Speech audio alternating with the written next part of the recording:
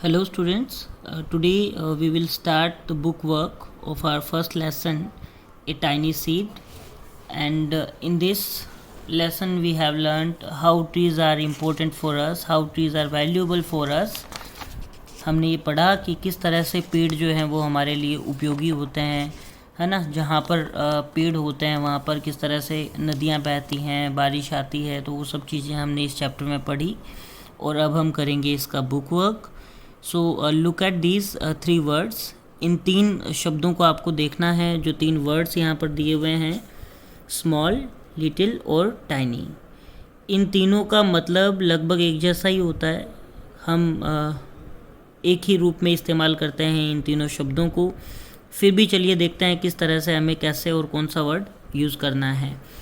All of them mean more or less the same, however we use them differently. किस तरह से हम उनका अलग अलग तरह से यूज़ करते हैं, चलिए पढ़ते हैं।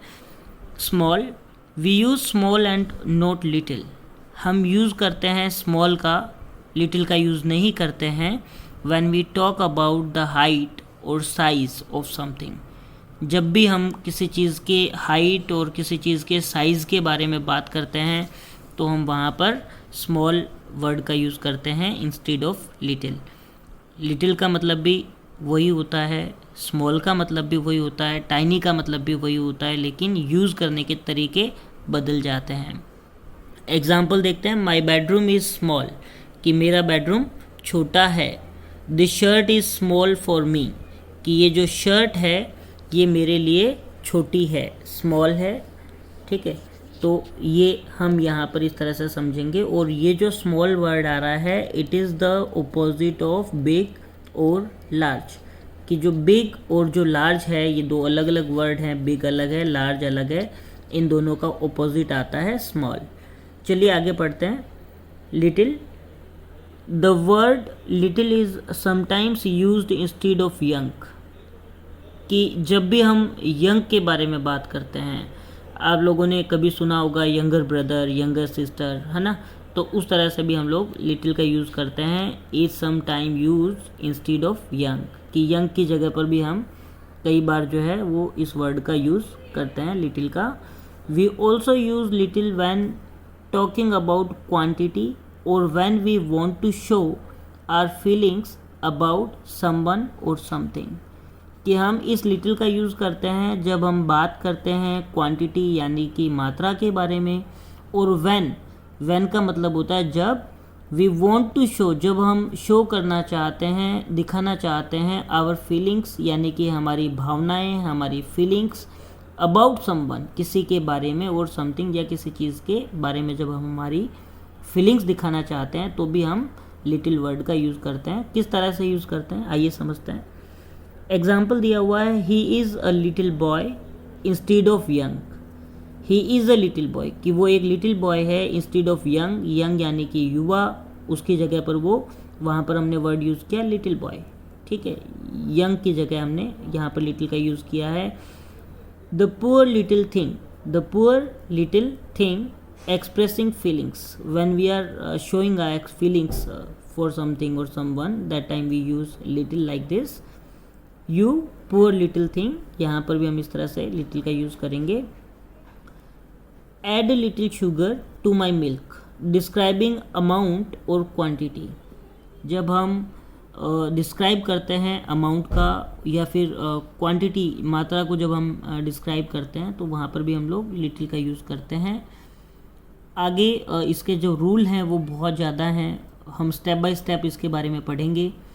Tiny, we use tiny to mean very small, कि जब भी हम वेरी स्मॉल के लिए बात करते हैं तो वहाँ पर हम टाइनी वर्ड का यूज़ करते हैं। It is the opposite of huge. एक वर्ड आता है HUGE, ह्यूज, यानी कि बहुत बड़ा।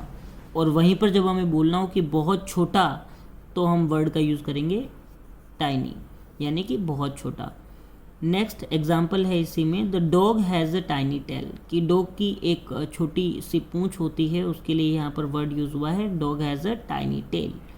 The rooms are rather tiny in her apartment, the rooms are rather tiny in her apartment, कि उसके जो अपार्टमेंट में जो रूम्स हैं वो टाइनी है, मतलब अपार्टमेंट्स को देखते हुए उसका जो अपार्टमेंट है उसके जो रूम है वो टाइनी है।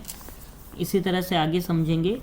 Complete the following sentences using small, little और टाइनी, कि स्मॉल, लिटिल और टाइनी का यूज़ करते हुए हमें ये सेंटेंसेस फिल करने हैं। My grand parents live in a small town in Chhattisgarh.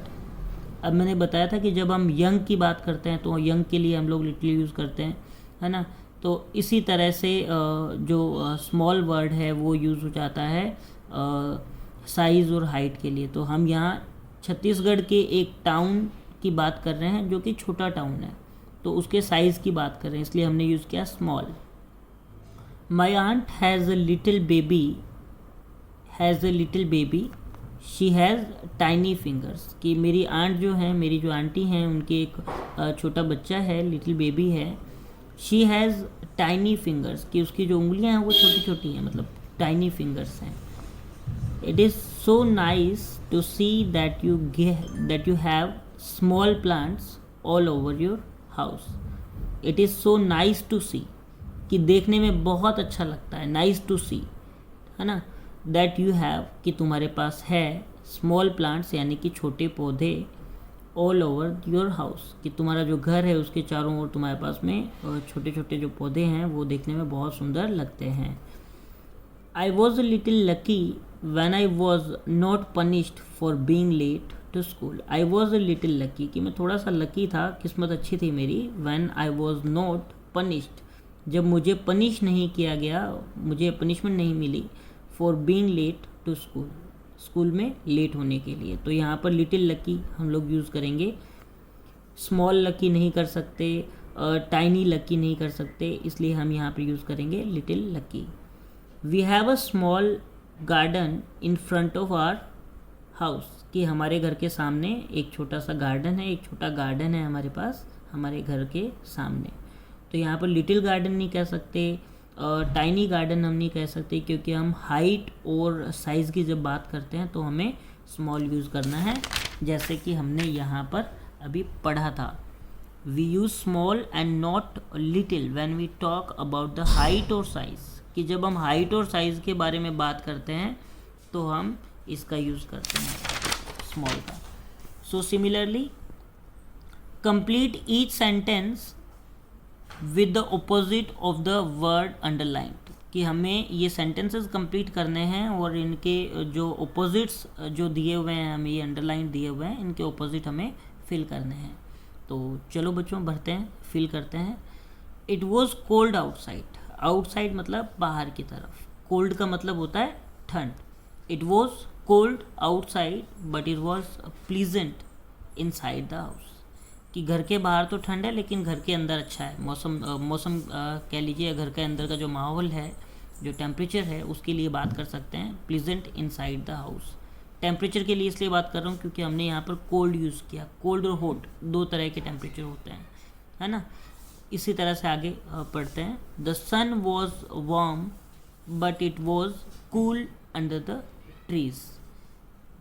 The sun was warm, कि सूरज जो था वो वार्म था, गर्म था, बट इट वॉज कूल, लेकिन कहाँ पर ठंडक थी, अंडर द ट्रीज, पेड़ों के नीचे, पेड़ों की छाया में।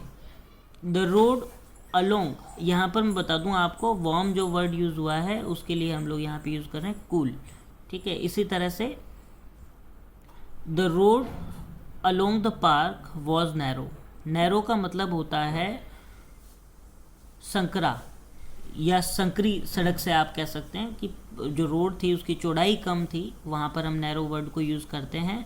But beyond the park it was wide, लेकिन पार्क के बाद में, पार्क से परे जो सड़क थी वो वहाँ पर चौड़ी हो गई थी, मतलब सड़क जो थी उसकी चौड़ाई ज़्यादा थी। वाइड का मतलब होता है चौड़ा और नैरो का मतलब होता है संकरा या तंग कह सकते हैं आप, गलियों के लिए, स्ट्रीट्स के लिए जब हम बात करते हैं। My uncle finds it difficult to remember names, my uncle, मेरे uncle, finds it difficult, difficult यानी कि मुश्किल, टू रिमेंबर याद करने के लिए, नेम्स, कि जो नाम जो याद करना है मेरे अंकल को बड़ा मुश्किल लगता है। ही फोगेट्स देम ईजीली, रिमेंबर का ऑपोजिट हो जाता है फोगेट, भूल जाना, याद रखना, भूल जाना। क्योंकि यहाँ पर थर्ड पर्सन सिंगुलर है ही, इसलिए हम यहाँ पे यूज़ कर रहे हैं फॉरगेट्स, एस और यस लगाते हैं ही, शी और इट के साथ में। डिटेल में रूल अभी नहीं समझ पाएंगे आप, जब हम क्लासरूम एक्टिविटी में आएंगे तो एस और यस के रूल्स भी हम करेंगे कि किस तरह से एस और यस हमें ऐड करना होता है। In my village a few are rich but many are poor. In my village, मेरे गांव में, अ फ्यू आर रिच, कि बहुत कम लोग हैं, अ फ्यू हैं मतलब कम लोग हैं जो रिच हैं, अमीर हैं, but many are poor. Many यानी कि ज़्यादा जो लोग हैं, ज़्यादातर जो लोग हैं वो पुअर हैं, गरीब हैं, यानी कि रिच तो कम है लेकिन गरीब जो है वो ज़्यादा हैं। तो मैनी एक वर्ड आता है कई सारों के लिए, बहुत के लिए जब हम यूज़ करते हैं तो हम लोग मैनी वर्ड का यूज़ करते हैं। रिच का मतलब होता है अमीर, पुअर का मतलब होता है गरीब। तो ये आपकी एक्टिविटी बी थी जिसमें हम एंटोनिम्स और सिनोनिम्स हम यहाँ पर देखते हैं। सिनोनिम्स का तो नहीं है आपका, अभी एंटोनिम्स हम लोग कर रहे हैं।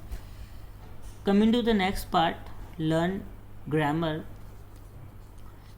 In this section we will learn a definite article. Study these sentences. The people were poor and the children were hungry. In this lesson we already read that the people of Kenya were poor and the children were hungry. कि Kenya के जो लोग थे वो poor थे, वो गरीब थे, और वहाँ के जो बच्चे थे वो भूखे थे।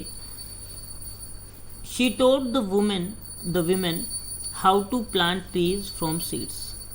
उसने वहाँ की जो वुमेन थी उनको सिखाया था कि किस तरह से प्लांट किया जा सकता है, ट्रीज़ को, पेड़ लगाए जा सकते हैं, फ्रॉम सीड यानी कि बीज से किस तरह से पेड़ लगाए जा सकते हैं, उसने उनको सिखाया था। Notice the use of the in the two sentences. ऊपर के दोनों सेंटेंसेस के अंदर हमने जो द देखा है आर्टिकल, इस द आर्टिकल का यूज़ किस तरह से हुआ है हम समझेंगे अभी। From the context we know that the first sentence is talking about the people and children.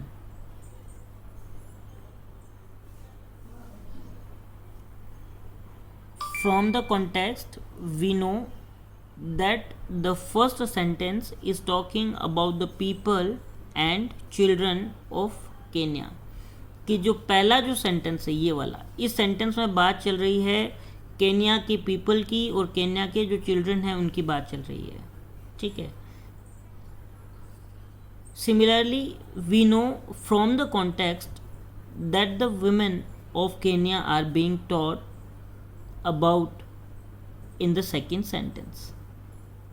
अब ये जो सेकेंड सेंटेंस है, she taught the women how to plant trees from seeds, कि उसने वहाँ की वुमेन, जो द पीपल हम लोग यहाँ यूज़ कर रहे हैं केन्या के लोगों के लिए, वहीं पर द वुमेन यूज़ हुआ है केन्या की औरतों के लिए, वहाँ की महिलाओं के लिए, ठीक है।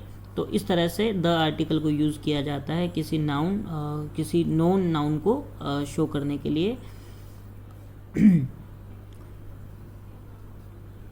We know from the context that the women of Kenya are being talked about in the second sentence।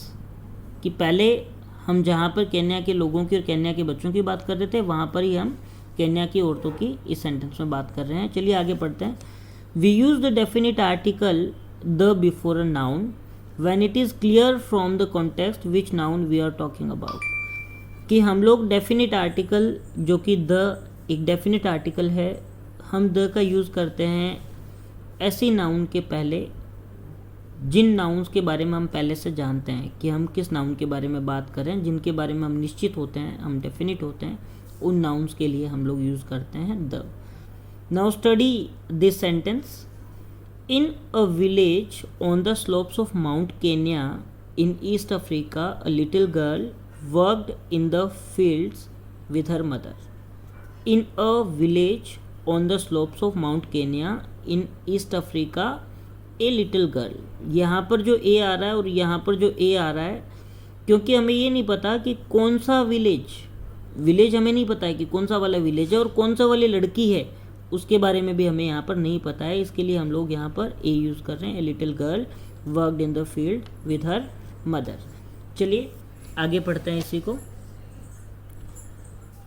Notice the use of A before village and little girl, कि इन दोनों के पहले जो ए वर्ड यूज़ हुआ है, ए जो article यहाँ पर यूज़ हुआ है, उसका रीज़न क्या है?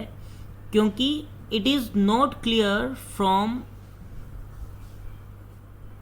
1 minute, it is not clear from the context which village or which girl is being talked about, कि ये जो टेक्स्ट यहाँ पर दिया हुआ है उसमें हमें ये पता नहीं चल रहा कि कौन सा विलेज और कौन सी लड़की के बारे में हम बात कर रहे हैं. In such cases we use a और an before singular nouns when we talk about them for the first time, कि इस तरह के केसेस में जब हमें नहीं पता होता है कि कौन से वाले सब्जेक्ट के लिए हम लोग बात कर रहे हैं, कौन से वाले नाउन के बारे में हम लोग बात कर रहे हैं जिसको हम पहले से नहीं जानते हैं या जिसका जिक्र नहीं हुआ है, तो वहाँ पर हम लोग उसको इंट्रोड्यूस करने के लिए ए और एन का यूज़ करते हैं. फिर इसी में आगे fill in the blanks, sorry for the first time तक हो गया. We use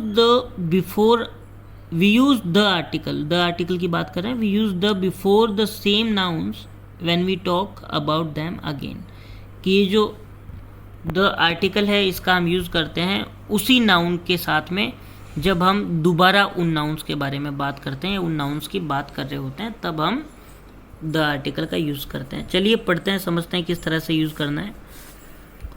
fill in the blanks in this paragraph using a, an और the.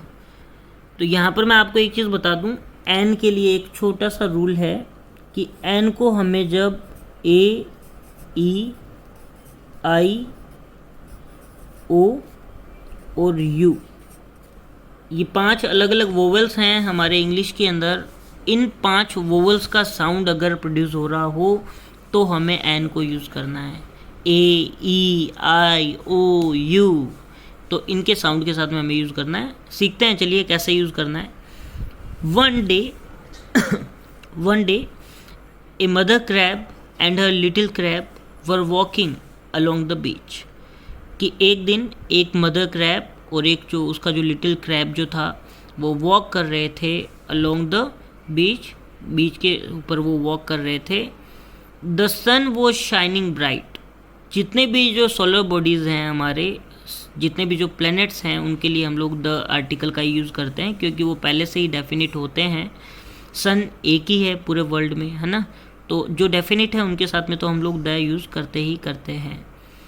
The sun was shining bright and the sea looked like a carpet of diamonds, कि जो सन जो था वो shine कर रहा था, ब्राइटली वो शाइन कर रहा था. एंड द सी, जो समुद्र था वो लुक्ड लाइक यानी कि लग रहा था अ कारपेट ऑफ डायमंड्स, जैसे कि कोई कारपेट हो डायमंड्स की. The mother crab seemed angry, जो मदर क्रैब थी वो सीम्ड एंग्री यानी कि वो गुस्से में नज़र आ रही थी, मतलब उसको गुस्सा था ऐसा कह सकते हैं, वो नाराज़ थी ऐसा कह सकते हैं.